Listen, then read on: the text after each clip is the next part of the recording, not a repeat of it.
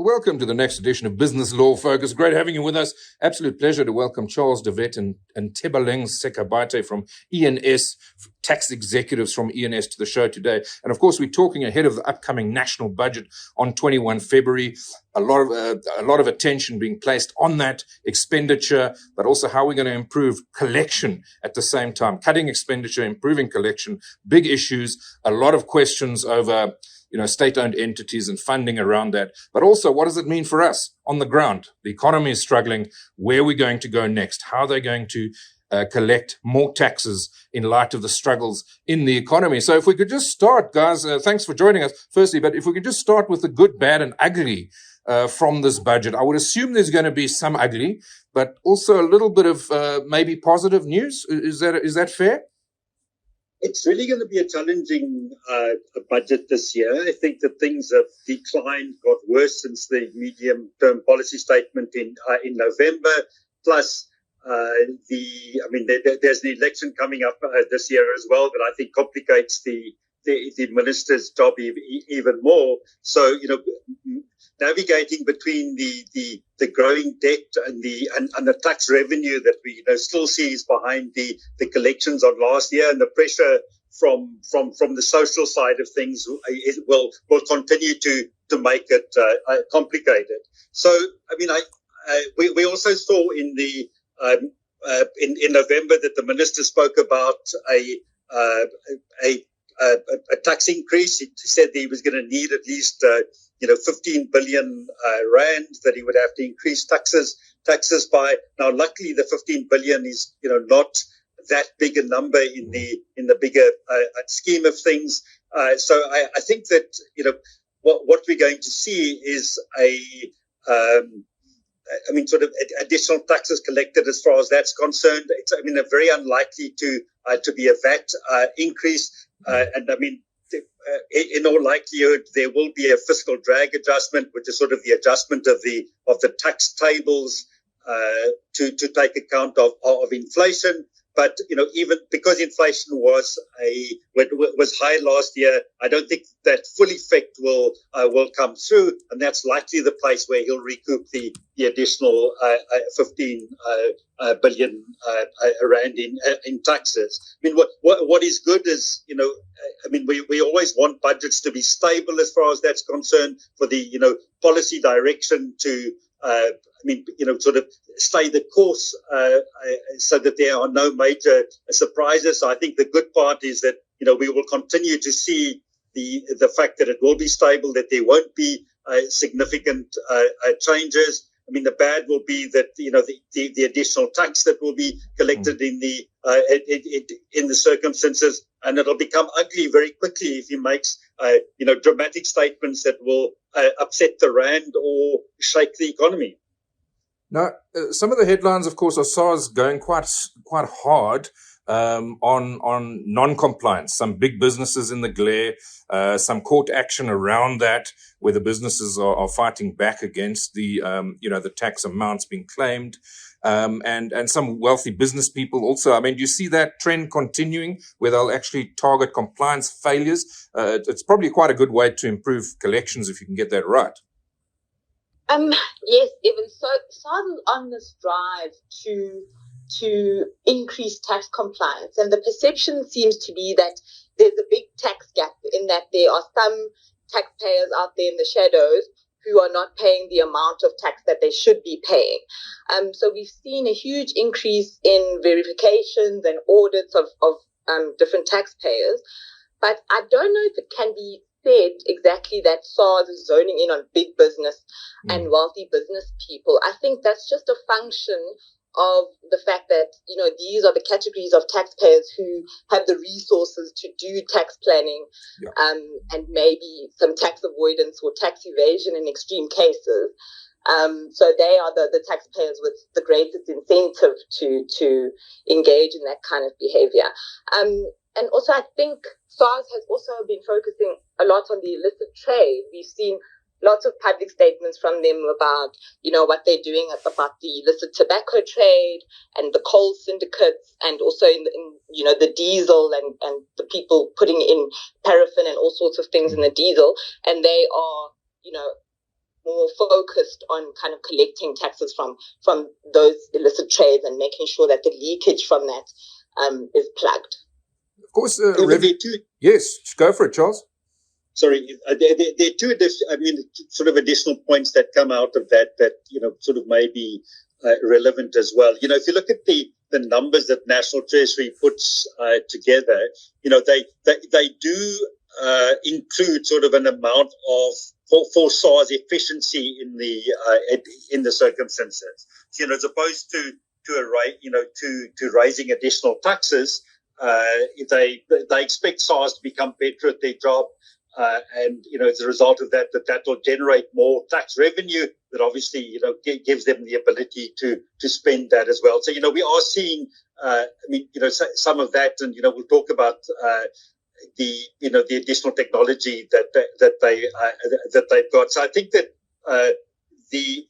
we can expect a high incidence. We're not seeing anybody particularly being targeted as far as that's concerned. And in the court, there's also been sort of an interesting development as far as that's concerned, and that is the jurisdiction point, and whether you can pick up the whether you have to go to the tax court or whether you can go to the high court. So there's been quite a lot of development as far as that's concerned, with SARS pushing back very hard in terms of pay us the money and go through the tax court if you have a dispute with us.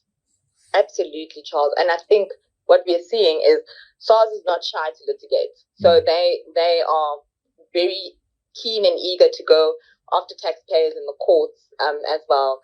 And their record is quite positive, actually, looking at the judgments that are coming out of the various courts. So, yeah, they're definitely on a drive there.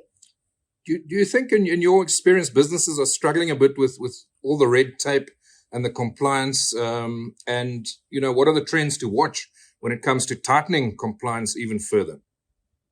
Not in my experience, even. I think tax compliance, especially for corporates, is relatively simple.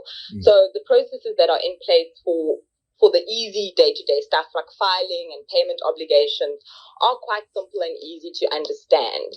I think what we need to watch for going forward is increased audits and verifications from SARS, where they kind of look at what the taxpayers are submitting and want verification and more information to see what exactly is going on in the taxpayers' affairs. So SARS has always had this risk engine that they use. So when your return goes in, there's a risk engine, and it assesses sort of whether the engine thinks that whether it's reasonable. We don't really know exactly what it does, but it does a comparison. It looks at trends. It looks at the previous return that has been submitted. And I think that what we have seen and will continue to see. There always used to sort of be a standard verification letter that was issued. Almost a generic letter in the circumstances. We're seeing that becoming a little bit more sophisticated, and then it also leading to an audit much previous, sort of faster than it did previously.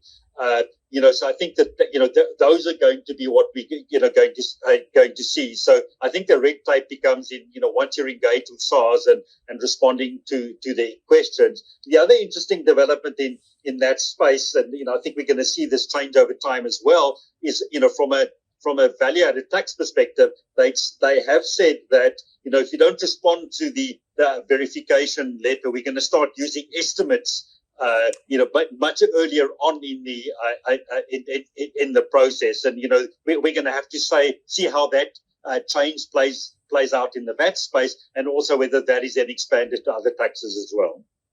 Now, we've mentioned the good, bad, and ugly. I would assume the finance minister saying no scope for corporate tax increases is one of the good aspects we can expect, but that is going to limit their ability to raise revenue. Where else can we expect them to look?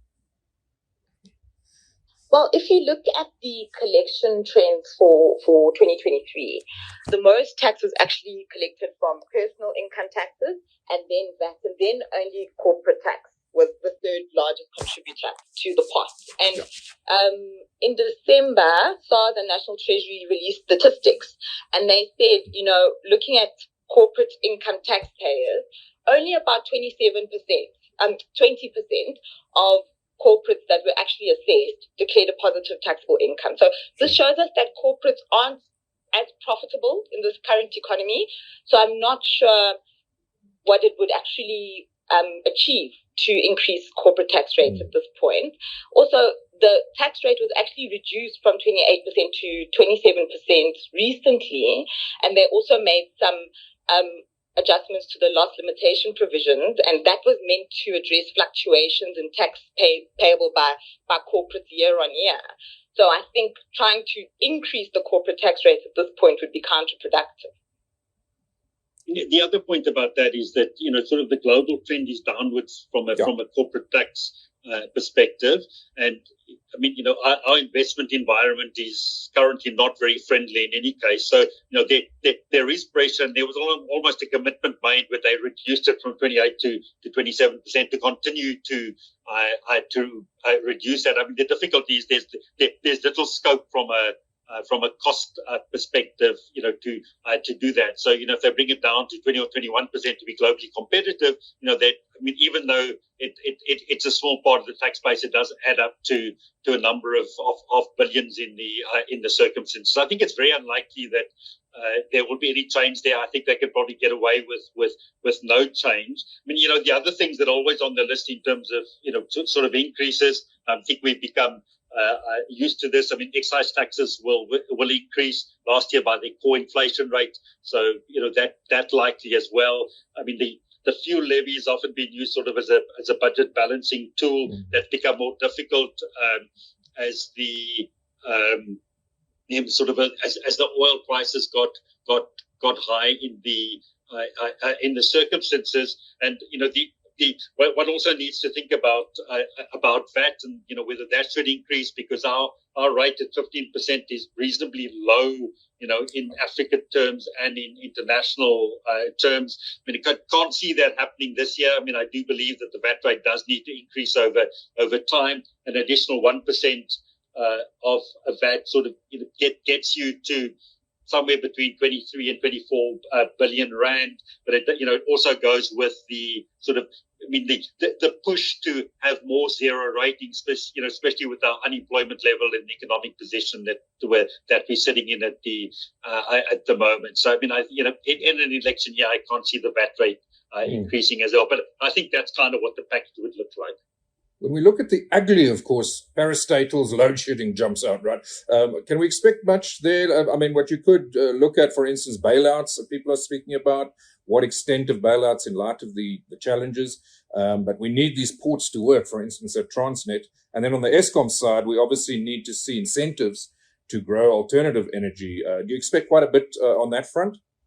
There was quite significant changes last year, to encourage alternative energy sources, and both for companies and individuals. And Ntebeleng, maybe you just want to summarize what those major changes were and how significant they were. Yes, sure. So new incentives were introduced to give allowances to corporates and individual taxpayers so they could do their own private investment into renewable energy. A very good allowance was introduced for corporates, which is they can deduct up to 125% of the cost of their renewable energy assets, and individual taxpayers only got 25% allowance, which is limited to 15,000. So although it's not a lot for individuals, it still is something of a sweetener that they actually go into getting their own renewable energy sources. Now, the issue with this allowance is it has a very short time period. So the one for the corporates actually expires in 2025, and for individuals, it comes to an end already next month, actually, on the 28th. So if you haven't already got your solar panels or planning to get your solar panels, you probably kind of missed that bus already. So I don't know how effective it will be in encouraging this private investments. I mean, these things are very costly, but I suppose it remains to be seen, especially on the corporate side where they undertake the very large project in 2025 when the allowance lapses, to see how much investment actually went into the renewable energy space. Well, certainly listening to you, and thanks very much for that breakdown. Absolutely fabulous. I know last year as well, we spoke to ENS just ahead of the budget, and you gave some wonderful insights and, obviously what we could expect. And so I think once again, thanks for that breakdown. Really been fabulous. Just listening to you, I think it's going to be a serious balancing act. I mean, there's going to be a big challenge here to balance the needs, requirements, and the growth that SA so desperately needs. But thanks for laying it all out for us so succinctly. Thanks very much for being on the show. Thank you, Evan.